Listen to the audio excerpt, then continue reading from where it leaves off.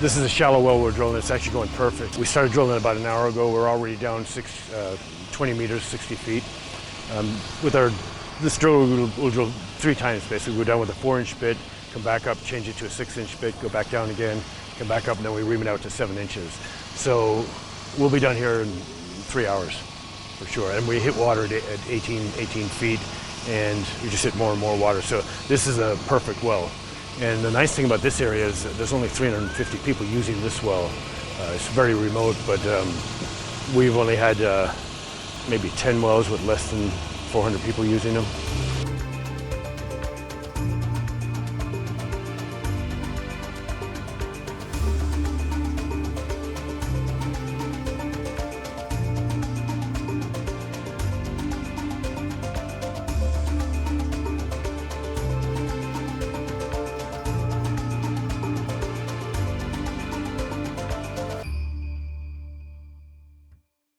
My name is John Foley. My wife and I started an organization called JF Wellworks Africa. My name is Victoria Foley. I'm an artist here in Laguna Beach. We decided we wanted to do something different, and we started drilling water wells in northern Uganda. I've been trying to start it for quite a while.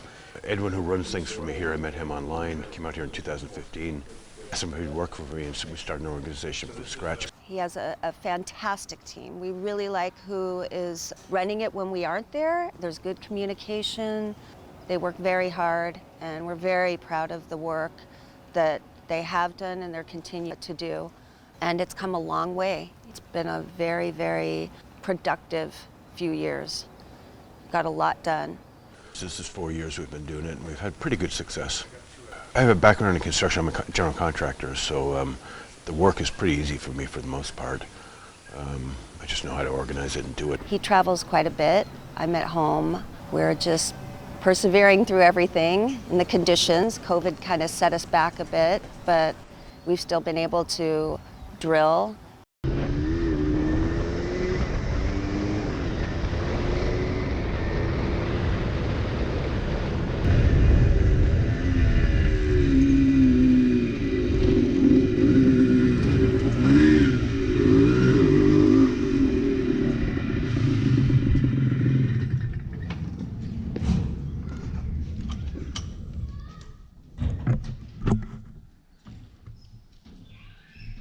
Uganda is an easy country to work in too. It's very easy to move around.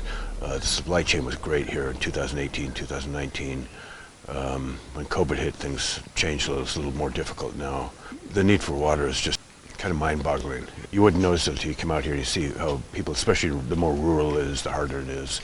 People are drinking dirty water that animals are drinking, and the other issue too is they don't have enough of it, which whether it's for washing clothes or growing their vegetable garden, causes massive problems. A lot of people spend half of their income on medicine, and they're sick half the time.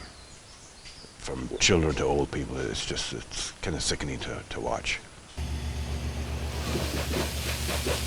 The water corrects that. I mean, right off the bat, within the first 2 or 3 days, they already feel better. We've had instances where we went into an area and drilled wells, and the local clinic, which would have been jam-packed Monday to Friday with 200 people a day, all of a sudden it's only open 1 or 2 days a week now because they don't have enough of business. That's because the water we get them. And to see this fresh water just spraying at, you're just, wow, okay, you made this happen in this area. I think it's mind-blowing, and it's just something you want to continue to do, because you see the kids and the women and everybody's just celebrating, and their lives are going to improve from that moment on. At the end of the dry season is the worst because people are sometimes going miles and miles for water. And the other issue too is some villages will have water where during the rainy seasons they're just using it, but when in the dry seasons there's 3 or 4 other villages coming to use it too. So the lines are sometimes hours long, especially in the evening time, and it causes a lot of conflict, a lot of upset. Imagine you're sick and you're tired, and you're walking hours for water every day, and then waiting in line hours, and then getting home late at night. And it's mostly women and children that are stuck with it. The most important thing is educating the community so that they look after it. I hear there's 50,000 wells in Africa that are broken, And a lot of that is several reasons. One, they weren't done properly, but even if it was, if you don't train the community to look after it, nobody looks after it, and then it just doesn't last. So what we do at wells, we break it into 5 different categories. First one is educating the community, getting them to form a committee, educate them so they're willing to participate and do certain things that we ask and look after it. That's the first thing. The second thing is we do our own survey to find out where the water is. So we have a small little machine, resistivity meter is what it's called, and it basically tells us what's underground. So that will give us a report. That goes to the drilling crew. So drilling, we do 2 types of wells, either a deep well or a shallow well. A shallow well we'll do in about 4 or 5 hours. We just drill down to the rock. Deep well will take us 1 to 3 days. That's where we drill through the rock, and typically we'll go 250 feet deep. Pouring the concrete apron is pretty simple. We'll typically do about 2 of them in a day. We let it dry, let it cure for about a week, and then we come back and install the pump. So we just number all our wells.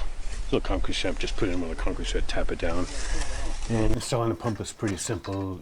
Typically it'll take us an hour or 2 hours to install a pump. Usually we'll split up into 2 crews, and we'll do 4 or 5 in a day each crew. So we'll get about 8 to 10 installed in a day. Pretty quickly. If you can get it up and running and going, it's very rewarding. It has a massive, massive impact on people's lives. And you'll see it every time you drill a well. You see it, same thing over and over again. You know, it takes, you go back 6 months later. When we drill a well, we monitor it for 6 months. So we look after it for 6 months, and then we turn it over to the community. The reason for that is just to make sure everything's running smoothly. Not just the well working, but the committee is working. One of our conditions is they charge pennies per month to each family.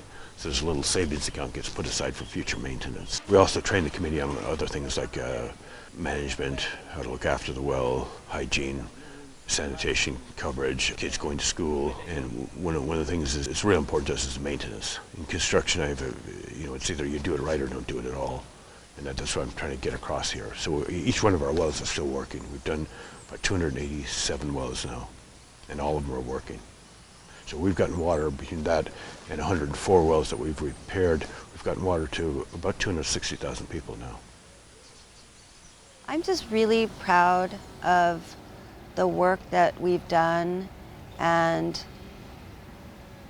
just how it's changed and made such an impact on people that are on the other side of the world. And I'm glad that we are bringing attention to it, and maybe people even, you take a tap that you turn on for granted, it's water, and it's there for us all the time, and these people don't even have that kind of source. So it's humbling, and it's something that I think everybody should be paying attention to, because it's really, really needed, and we should be helping each other. And that's an area that needs the most help.